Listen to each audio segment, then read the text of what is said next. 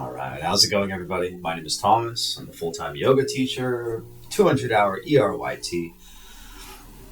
This video is for those of you considering a career in teaching yoga or yoga in general.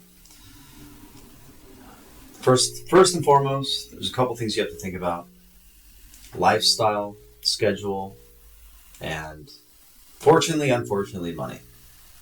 So, as a yoga teacher, as a full-time yoga teacher, depending on how many classes and how much you get paid per yoga class, you will be teaching anywhere from 14 to upwards of 20 classes a week. And that is a lot. I don't suggest getting as many classes as you can right off the bat, especially if you're a younger yoga teacher or you just came out of a 200-hour training. I would suggest starting it off slow, 1 class, 2 classes a week, 3 classes. And then when you see your tolerance and you start knowing yourself enough to notice what you can handle, what your voice can handle, what your body can handle, what your mind can handle, adding on from there. I know for myself, when I got up to 22 classes a week, it was just too much.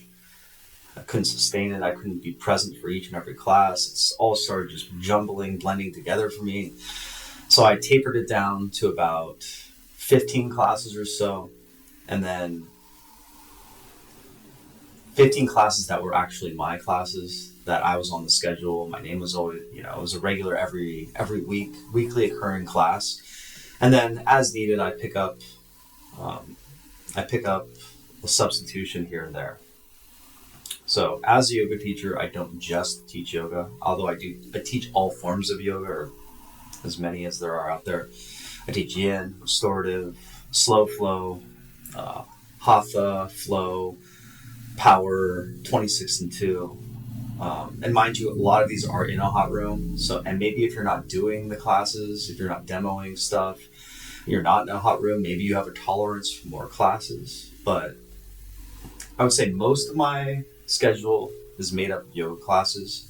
But I also do personal training, and I do mat Pilates, like HIIT classes as well.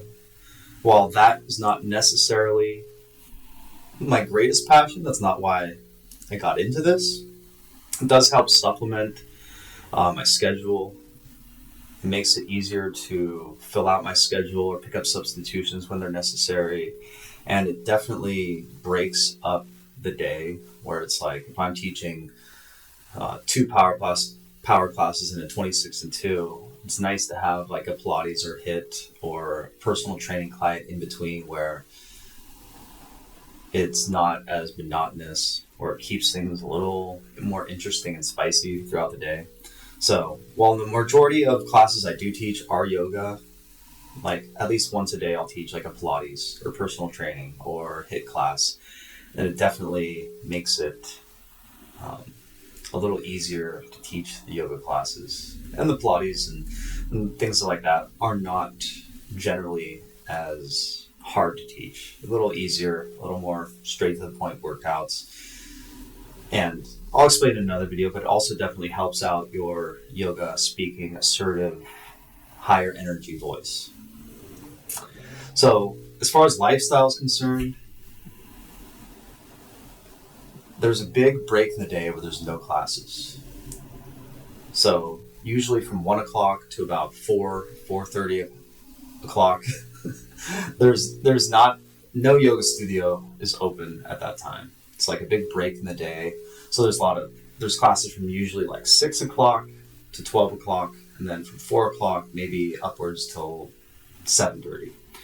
So there's only a finite amount of classes that are offered to students where you're going to have to kind of split up your schedule. So you're usually, if you're teaching full time, you're going to have a big break in your day from 1 o'clock to 4 o'clock, or maybe 5, or whatever your schedule looks like. So it's something to consider, because you're not going to have the most regular schedule. You're going to have kind of a very non-traditional life schedule, and while teaching really early morning classes or later in the evening classes. It might cut into your social life. So just keep taking that into consideration. And you're also probably, more often than not, you're going to teach more than 5 days a week. I personally teach 7. It's not that big of a deal for me. I love yoga and it's my passion and it's helped me out.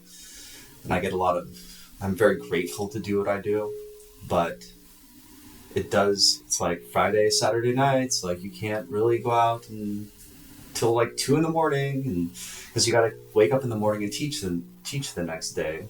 So I know a lot of other professional yoga teachers or full-time yoga teachers, they'll take 1 day off. I know one that takes 2 days off, but then their Monday through Friday is just jam-packed. They teach like 6 to 8 classes Monday through Friday, which I have found very challenging physically, mentally, and it's just hard to put that type of schedule together. And so speaking about schedules, especially when you're building up your schedule, building up to full-time, it's like beggars can't be choosers so much. So when a class opens up or is offered to you, or there's a teaching spot, you have to kind of take it.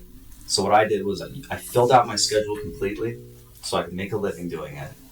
And then when new opportunities came along, I would switch out the lower paying classes for the higher ones, or the classes that were maybe not as enjoyable, or where the student base was better at one, I would kind of switch them out. So as soon as my schedule was full, I kind of start trading in and out classes so that I could have like a more ideal or streamlined schedule, just depending on what classes were available and when that fit into my schedule. So your bread and butter for teaching yoga is your class schedule.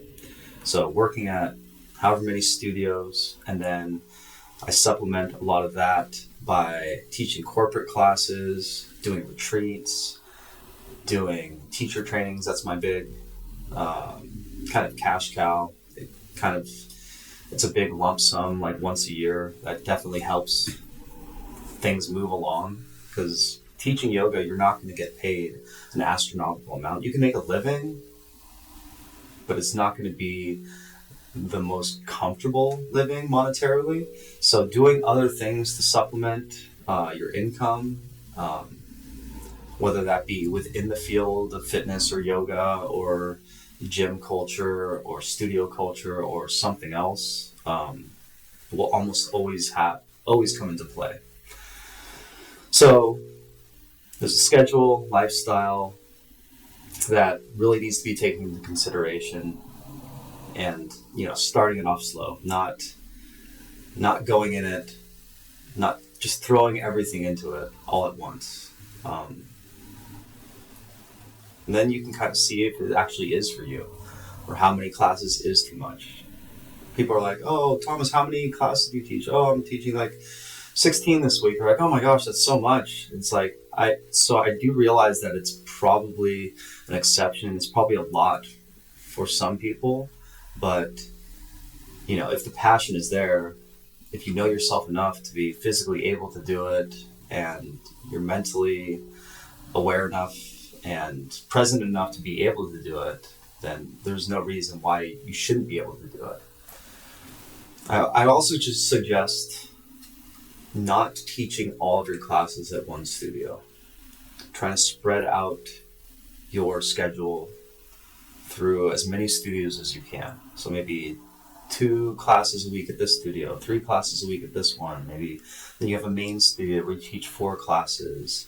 And then that will give you more opportunities to fill out your schedule at large. When new classes become available, you can take those classes and they can become your classes. Or if your schedule is not quite full, there's a point in time when I was teaching maybe 14 classes a week, but since I was teaching at so many studios, substitute options were always available. It's like every week, it's like a substitute opportunity would come up, and I'd be able to say, oh yeah, I want to teach that, or I have time, I can teach that, or oh, I need some more money, I can teach that. And the more studios that you spread out through, the more opportunities that you will have.